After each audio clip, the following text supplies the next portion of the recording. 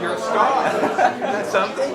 I'm the only one that read the Santa Cruz Sunday this morning. None of you. You are.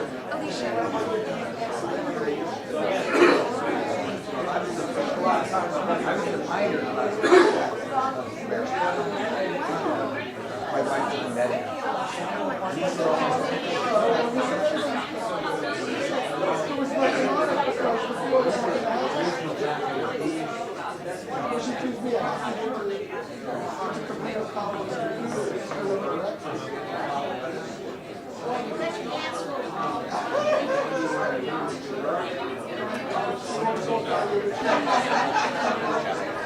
The chapter of nationwide organization advocates for national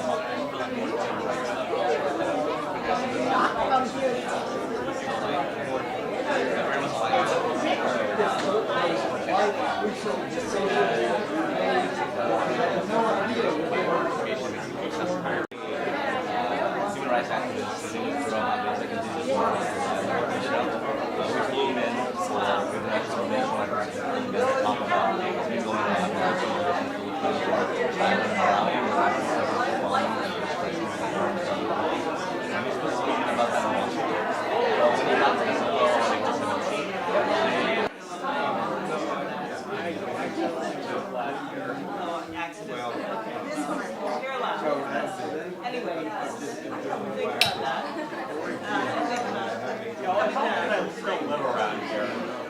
further away, I don't So, I mean, I actually know I interview people. Yeah, there's an interview question. Is this good? Morning, Kevin.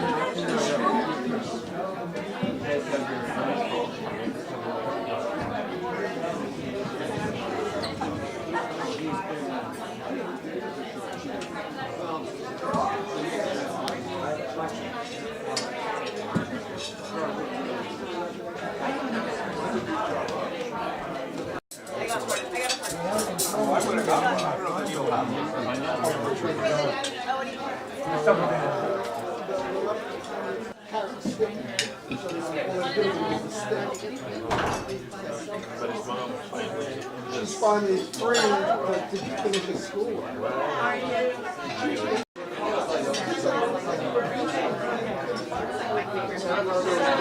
were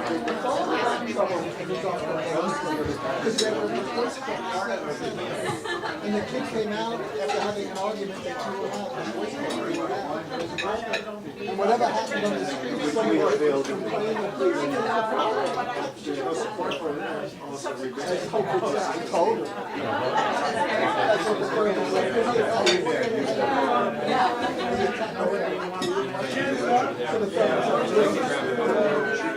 Go off on you, don't react, you're going to end up in the world. Immediately, call the police.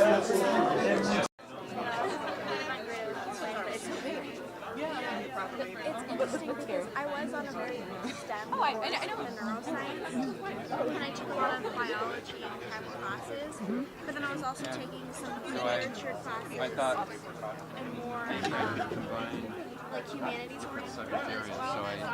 Psychology, interest in education, foreign languages, world languages, community studies.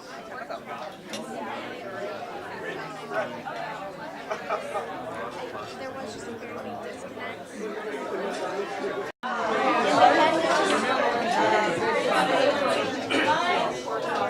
Hey, how are you?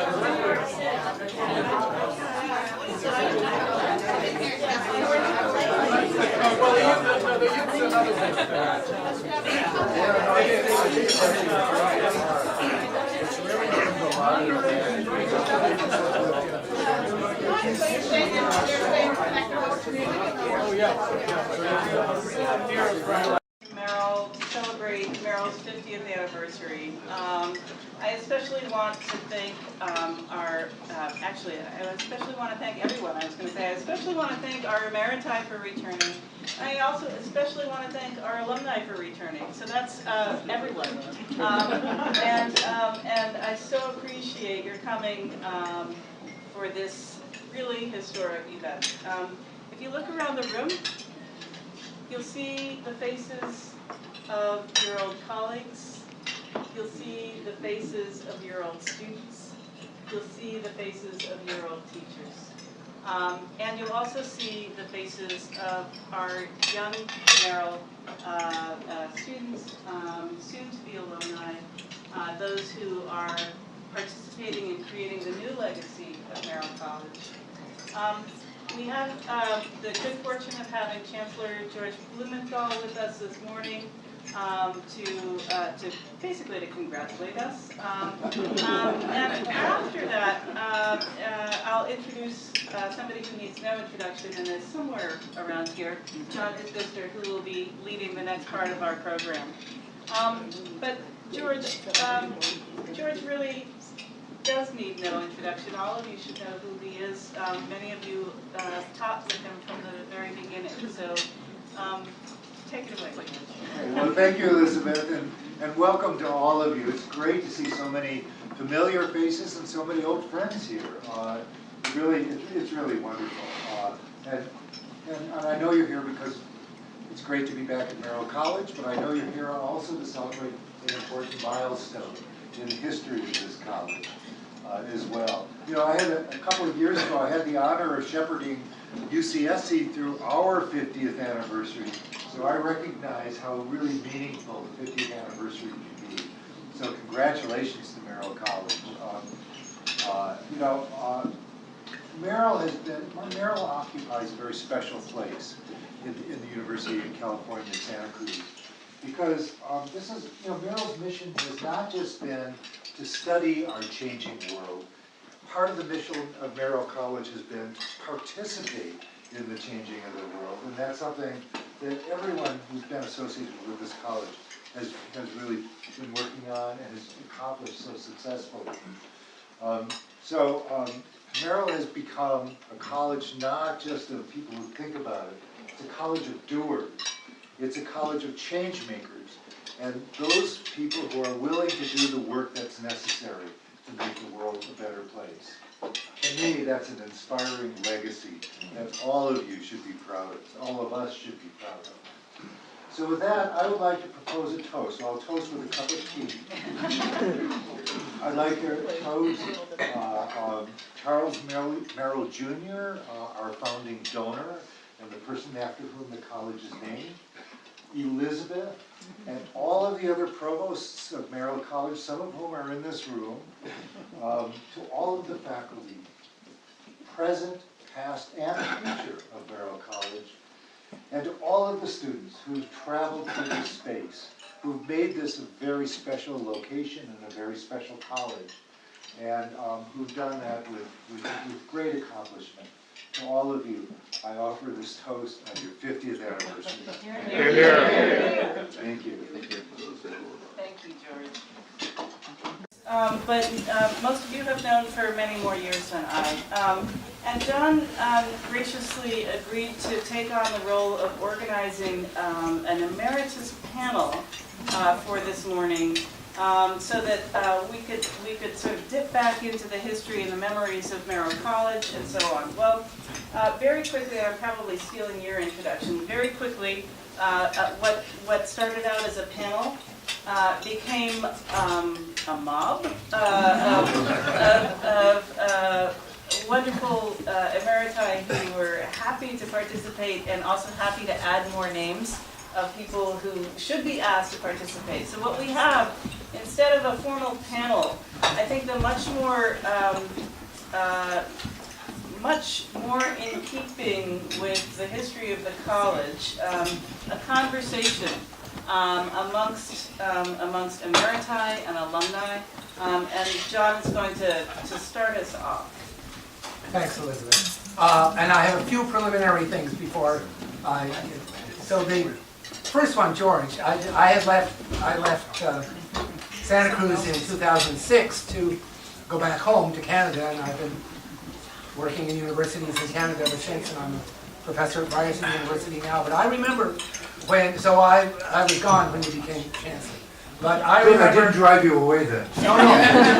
No, I remember the joy that people felt that finally one of us was going to be chancellor.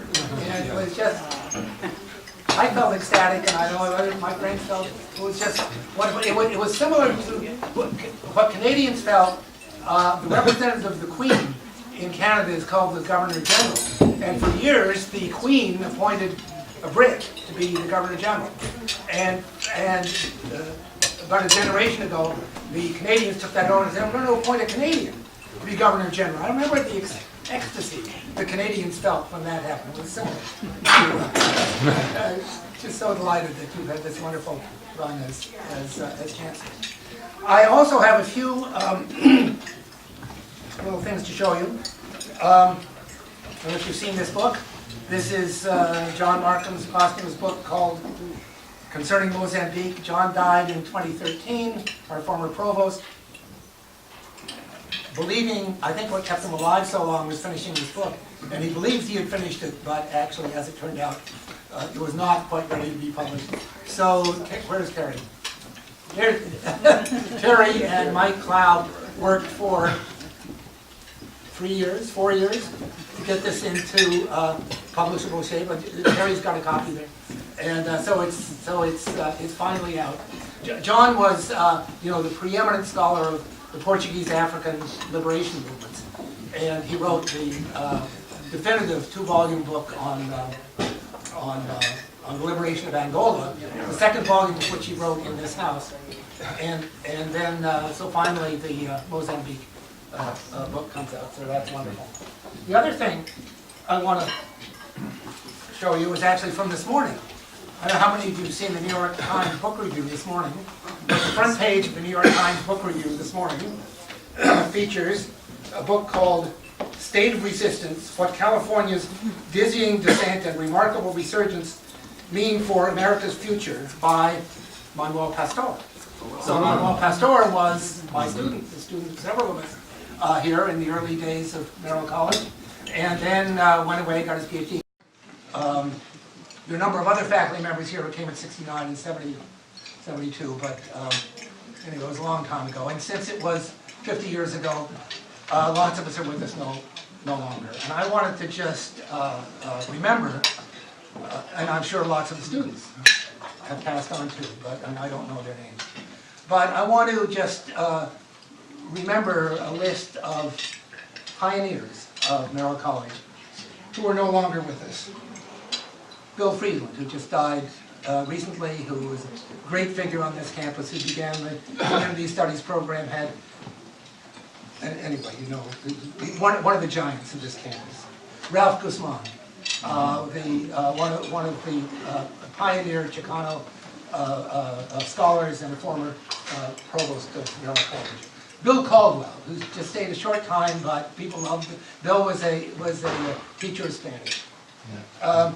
George Vondermeer, who was here for decades and decades and was provost of Merrill College for a short period of time.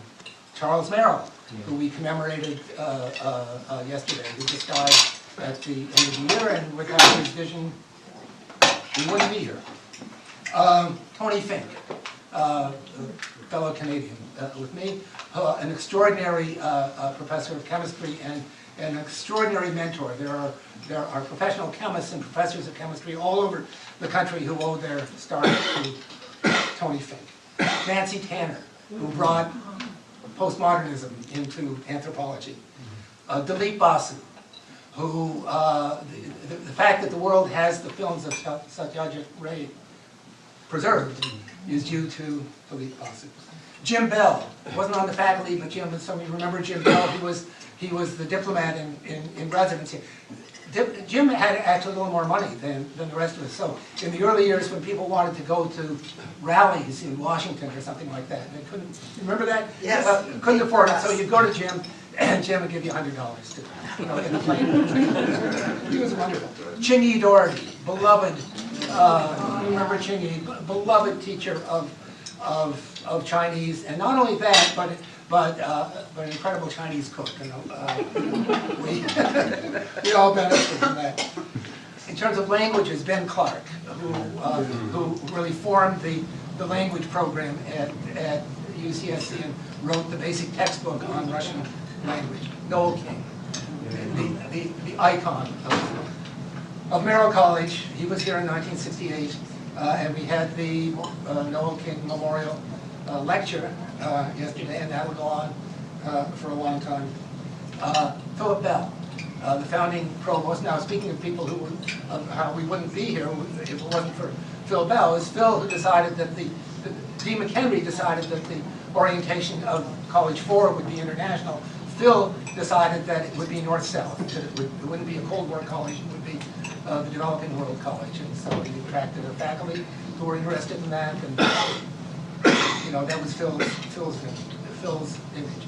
Wally Goldfront, who just died last summer and was the spirit and verve and pizzazz of Merrill College, and not just Merrill College. He was the provost of College 8 as well. And John Markham, who was the provost of Merrill College. He was the academic vice chancellor of Santa Cruz. He was the UC EAP, Education Abroad program director for many years, and was my most important mentor. Maybe there are more. Am I missing some? Those are the ones I could think of the early people who are gone and who created this place, and we're in debt to them. So those are my preliminary remarks. What I would like to do is ask you to participate in answering the following question. It's sort of a complicated question. You can hit it any way you want. But what do you remember of the early days of the Santa Cruz campus, the early days of Merrill? I'm asking both the faculty and the alumni. What do you remember of the early days of the campus? What made the most impression on you? And in particular, what changed your life? I mean, what is it about you today that you can trace back to your time on this campus, and in particular the early days? So I'll just start off with myself. My whole life, right, is a result of being here. But if I had to pick one thing, it's the commitment to interdisciplinary studies. I came out of a high-powered and rigorous graduate program, but it was not in economics, but it was not interdisciplinary. I mean, we had no use for anything outside of economics. And I came to Merrill College, and you know, the provost was an economist. I was the only other economist, and there were, you know, literature people and history and sociology and political science, and chemistry and everything else, and we worked together to create a curriculum, and the fact of working together to create that curriculum made me appreciate. There's different ways to skin a cat, and that if I was going to really have an intellectual life, I had to be part of all those other traditions too, not by abandoning economics, but by incorporating all. So all of my teaching areas are, number one, my wife Roberta, been married 40 years, and we met at Merrill College, and John and Jane Jordan were our resident type. So that's number one. And number two, although I didn't have the terminology for it, I was in a pioneer class. This was my senior year, actually, at Merrill. I didn't have the terminology, but I knew that my career was going to be about community organization, community development, and it began at Merrill. It began at Merrill, and that's what my career has been. Now I teach it. So those are the most profound of many others. I want to make sure I have a chance to speak, so thank you. Okay. Jordan. John Jordan, and I was a founding faculty at Merrill in 1968, and I came as a newly minted PhD in English literature to the college that focused on what we then called the third world, the developing world, and with very little information and no formal training in anything that had to do with that area of study and teaching. And I was assigned to teach in the Merrill core course in the fall quarter on Africa, about which I knew practically nothing. But my office was next to Noel King's office. And so Noel gave me a shelf of books published by the East African Publishing House and said, here's where you can start. And told me about Chinua Achebe, the Nigerian novelist who died not too long ago. And my first published article was on Achebe. I went on to teach courses in African literature. John Markham influenced me. I became interested in South African literature, taught courses on South African literature. And my principal area of study and research was Charles Dickens. And so I continued to do that. But Africa and Merrill were hovering in the background. And so one of the things that I did as a scholar of Charles Dickens was to write and edit volumes on what I called global Dickens, that is, the reception of Charles Dickens in the developing world, including Africa. So none of that would have happened without my arrival at Merrill, my friendship with Noel, my friendship with John Markham, and with Terry and John and Wale and some of the others from that time. Nick and others came the next year, and California was a culture shock. I'd grown up in the Midwest. I had gone to school at the East, and coming west meant there was a different mixture of folks here, and concerns were, although similar, were different. My field was American Studies, and I had gotten into that because I had found myself puzzled about what this thing called the United States was and was becoming. Think of what was happening in the late 60s. Merrill turned out to be the ideal place to ask that question and to ask the questions beyond that, which was not to focus on the United States, but to focus on the world of which the United States was simply one, in terms of its formal organization, more recent part. And having colleagues around were very important. One of the important things was that almost all the faculty seemed to be on campus almost all the time. Office doors were open. And that meant that students and faculty were constantly moving in and out, but faculty were constantly talking to each other. And you learned an immense amount from a variety of people. when I came to Merrill in '69, the second year, I was one of the oldest faculty members in the college. You still are.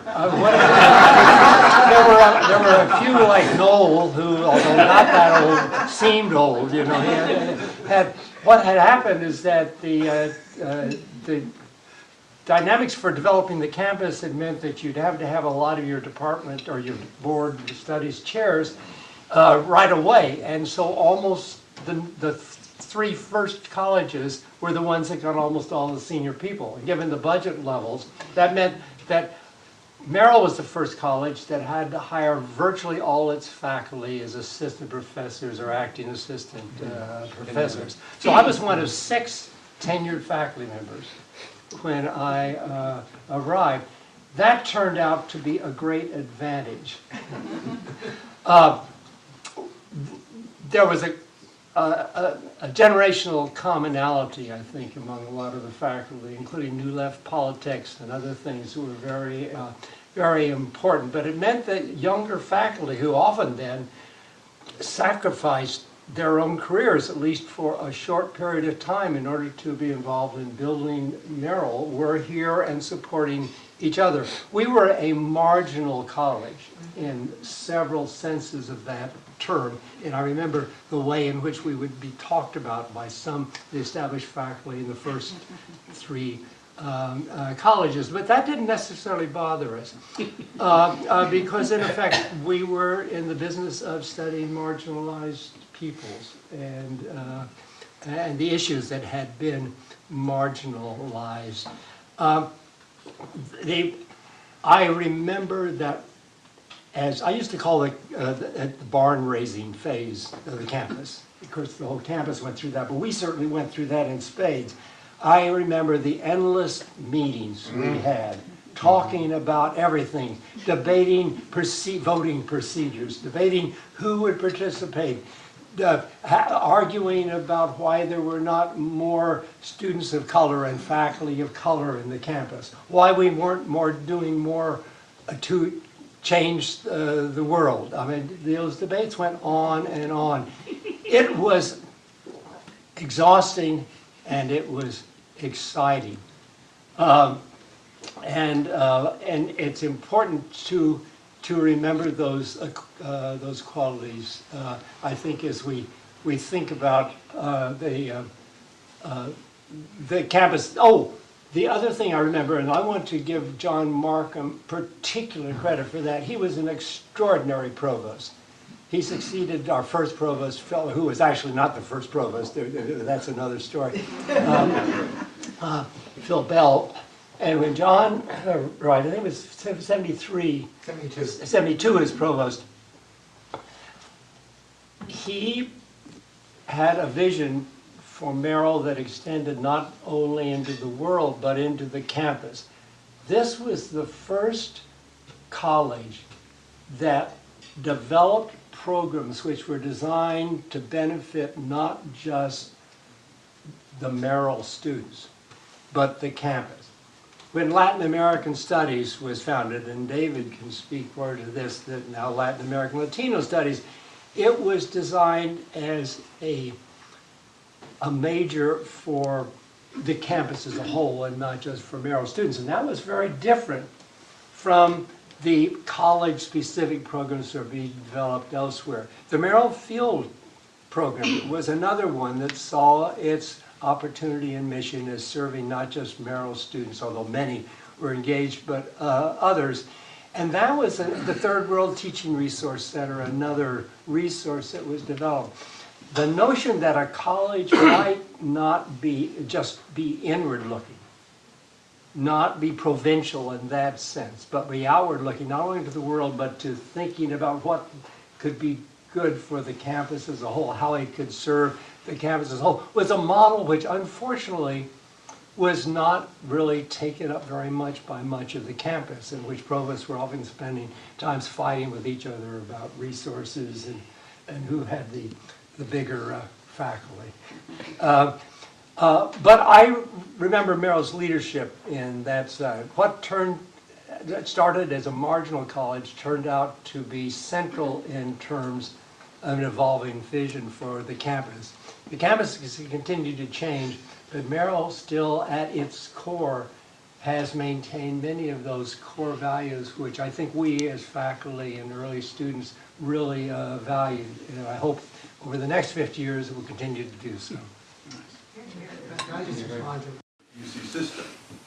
And so he went off to Santa Barbara and lived part-time there and part-time came back up here to his family. And he was in that role for, 20 years at least. Maybe I got the number wrong. Gwen, what is the number? I don't know, I can't. Yeah. Well, it feels like 20 to me, but it may feel like more to her. So in any event, he had resolved. He's a very eminent historian, political scientist of Africa, the African liberation movements in Angola, and wrote 2 books on that subject. The second one was the heartbreak one, because it was the Angolan Revolution that fell apart at the seams and where the revolution began eating its children. So that was not so much fun.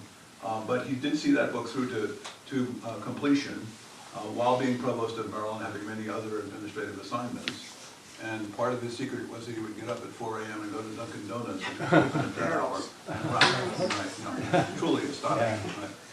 And then eventually he intended always to. where I would be. Where you would be. At 6 in the Right. morning, yeah. There you go. The secret to productivity in the academic world. And so then he had resolved to write a similar book on Mozambique, the other major Portuguese African country of the time. And those of you who are in this room who were here in Merrill in the early days when African consciousness was big will know, but some others may not, that Portuguese Africa was the caboose on the train of colonialism in Africa. And they had almost no money to put into it and did almost nothing to educate the people. And we could start a long list of things they didn't do. Not that other places necessarily worked out so wonderfully either in the longer view, right? However, the Mozambique Revolution was something that John got to a little bit later along. He was able to collect lots of great information on the early phases. He knew many of the early leaders of the Frelimo movement, which was the name of the nationalist movement, and always resolved to write this book. But he kept having to do it in between other things. So what do you do if you're the head of Education Abroad program? You spend a lot of your life living in hotels and being on and off airplanes, going to visit the various UC campuses in Hong Kong and India and Latin America and wherever, right? And so you have a lot of downtime between meetings, but what do you do with it, right? So this was a manuscript that was written in stolen hours, in and around the other things that he was doing. And he finally got to almost being done when he came back here and succumbed to what became his final illness. And it was only 6 weeks before he died that he actually completed the book. So that's a testimony to how much he wanted to do it. It may also have something to do with how he wanted to really give himself something else to think about when he was in the final agonies, right? So there's that thing definitely to put on the table. And what he did bring to bear is a lot of information that came from these individuals whom he knew, and allowed him to put together a portrait of the people who became the leaders of the revolution and then who subsequently killed each other. Right? So it's a tragedy. It's a deep tragedy. And it is indeed a sort of Stalinist tragedy, or if not a Leninist tragedy. And so John's book is an important book because he tells the story straight up, right? And most of the books that are written about Mozambique and colonial Mozambique and the transition are ones that soft-pedaled this or that aspect, right? And John was John, and John just saw it the way he did, and so in that sense, it's quite remarkable. So if you have $60 spare and want to get on Amazon, you can find Conceiving Mozambique. So that's what I want to say about that. And I'm sitting here. I was an historian eventually. I started out as a Middle East historian and a French historian. Later on, I became a world historian here, which is a sign of how weakly attached to my moorings I may have been. And how much Merrill sort of incited me to go down this and that and the other little path. as opposed to doing what I should be doing. Right, so it was, being at Merrill was, if you're a lifelong procrastinator, it was just simply wonderful. Because it gives you so many other things that you can do in the meantime, right? And so I did that. Right, so, but what I wanted to end with is just thinking of, some of you are familiar faces that have collapsed a little bit, I'm sorry to say, so it's mine. Other parts of the body have done other things, we won't even go into all of that. But so it's a great pleasure and joy to be here amongst you. There also are people who are RAs in the Merrill dorms who are just starting out on the trail. So I thought what I would do is put on the table a couple of things that, as an historian, it just occurs to me. So these are just sort of random shots. One of them is a fellow that was in my first quarter Merrill core course section, who was from the Central Valley, and while he was here, already when he came here, this is going to be the great reveal, he had long hair. Now, you might think, your grandfather or your grandmother, right, had hippie hair when they were students at Merrill, and that's why you're here. Not the case. So first year of Merrill, the young men were characteristically barbered the way they more or less were supposed to be, right, according to what America laid out. And so anyway, this fellow piped up in the middle of a discussion. I don't know what the discussion was about in this core course section, and he says, he had this sense of the historical moment. He says, I have younger brothers and sisters. He says, what I'm suddenly realizing is we, other students in the room, we are the first generation who know what it means to grow long hair. Right? And that was a profound statement at the time. Later on, that became a trivia test, right? So anyway, so there's that. All right, so when I came here, I was an acting assistant professor step 1. My salary was $9,600, right? And so you can go, oh my God, you poor baby. You need to understand, that was a pretty good wage. You need to understand in the California housing market as it then existed, for 2 or 3, not much more than that, times your annual salary, you could buy a 2-bedroom home in Santa Cruz. What does an assistant professor make here, currently? Same role, assistant professor. $46,000. How many multiples would it take to buy a home in Santa Cruz? Right? So while you're thinking about that, think about this. So when you, the first generation, I'm talking to you guys, came here, what was the tuition? $89 A quarter. $72 when we started. Oh, I thought it was Oh, 89. when you started earlier. Up to 100. Right. All right, and what is it now? 36,000. How much will we have to $36,000 a year. 36, right? And that's considered a cheap option by some. On the other hand, think of how, again, for the generation that were all sort of here together, we were puppies and kittens together.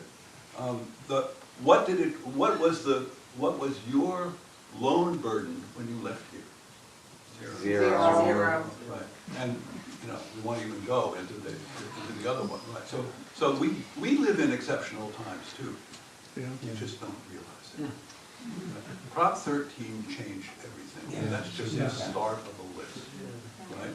So, and it changes things in some ways that some of us benefit from. So I bought a home here in 1976, which is about the last year you could do that before it disappeared into the stratosphere.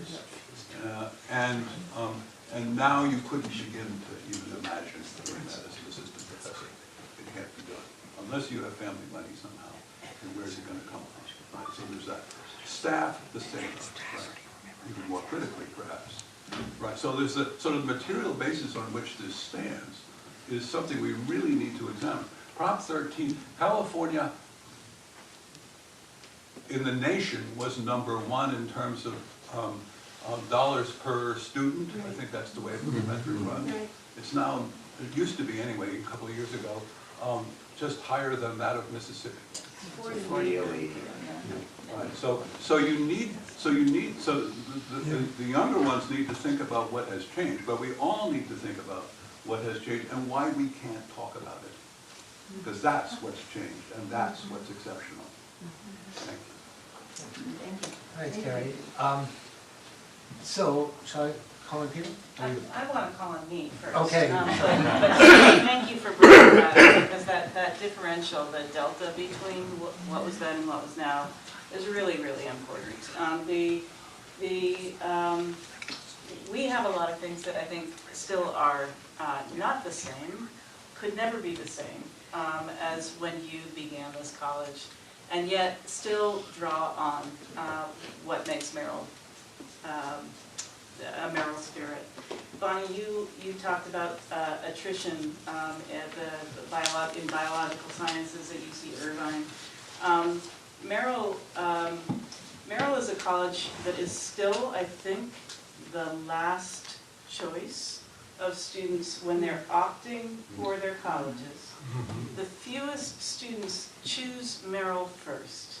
But our best statistic is that the fewest students leave Merrill College after their first year or any other year. We have the lowest rate of attrition of any of the colleges And part of the reason for that, I don't know how many of you were here yesterday and were able to watch the little film about Merrill College. You probably heard over and over and over again the students saying, community, community, community. Merrill makes community for its students. The students make community for each other. Our core course begins to build a sense of what this college is about. I mentioned yesterday, I'm going to mention again today, the very first lecture that I give, actually the only lecture, I only ever give one lecture per year, and it's in the Merrill core course, the day before classes begin. And I have students watch the other film about Merrill. Many of you participated in the 40th anniversary film that talks about the origins of Merrill College and talks about what it felt like to be here when your question was, what's our relation to the revolution? And I also have students read Celeste's letter, the Dear Bruce letter that you can pick up as you walk out the door.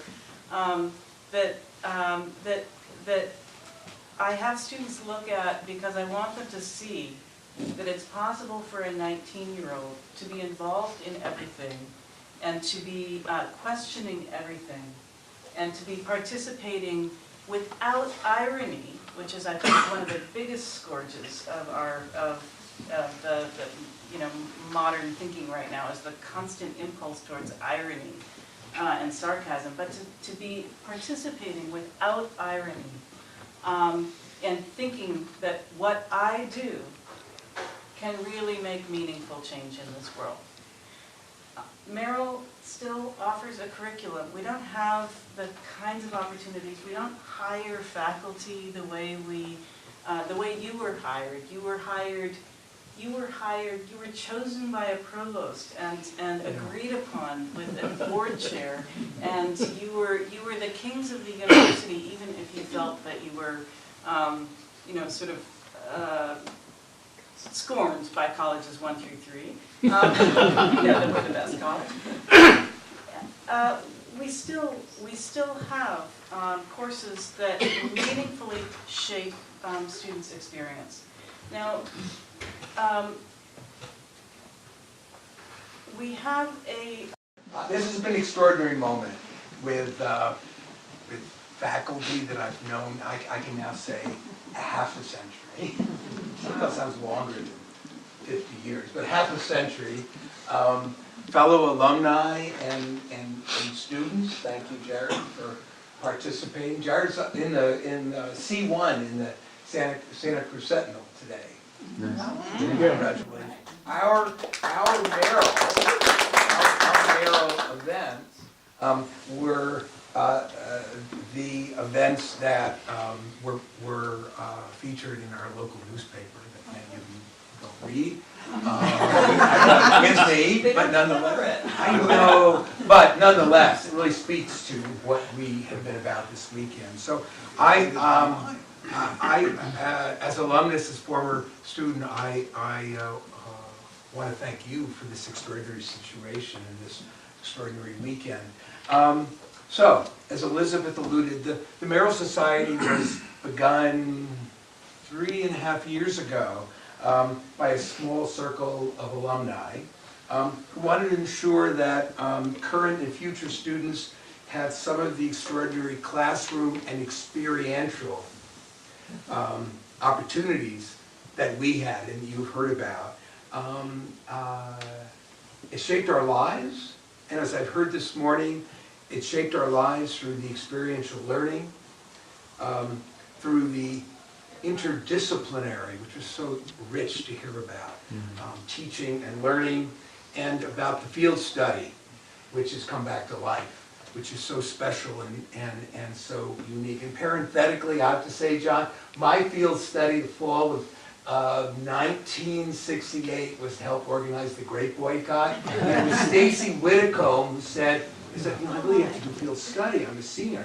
He said, oh, the Great Boycott, United Farm Workers, it'll be good for you. And it was. And it actually carried me and was the beginning of my political activism that has carried me in my life. So these seminal experiences have shaped our lives. Secondly, they put us on the paths for our careers.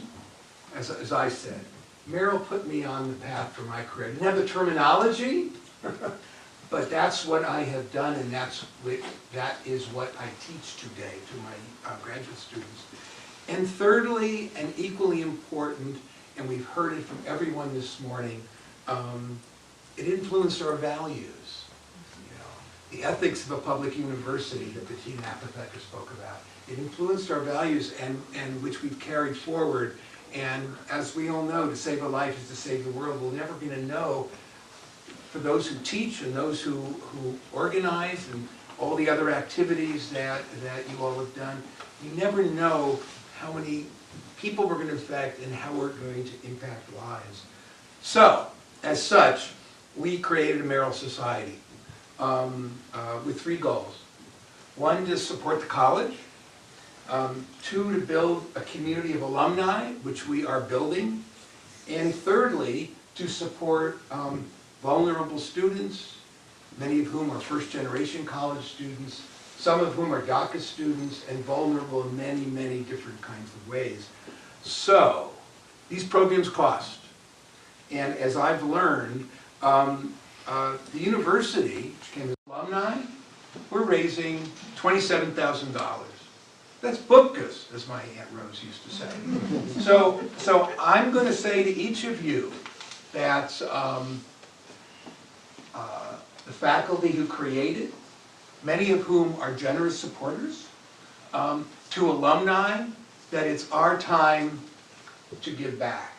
It's our time to really raise money to put into practice Elizabeth's vision of Merrill being that nexus for academic and experiential learning.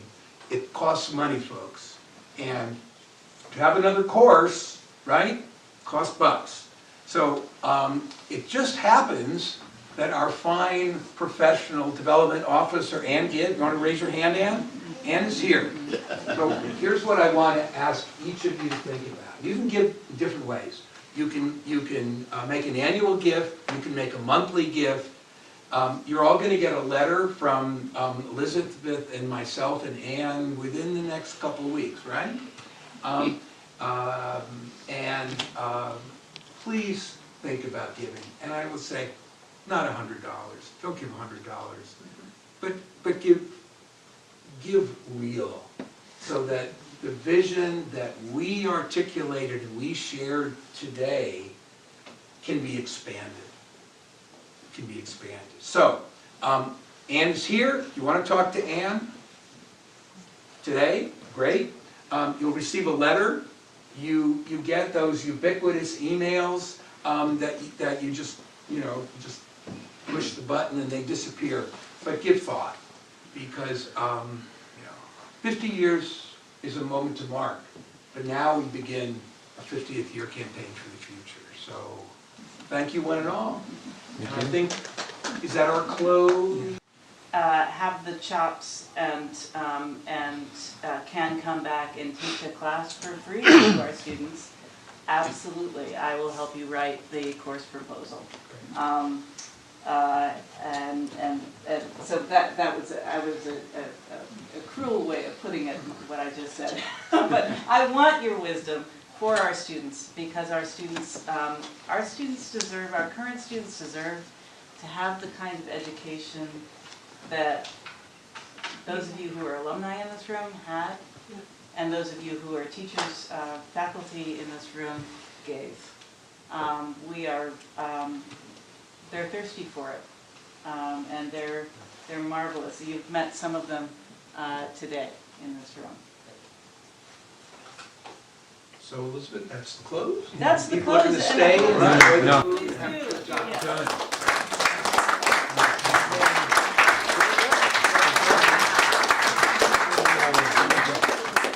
Yeah.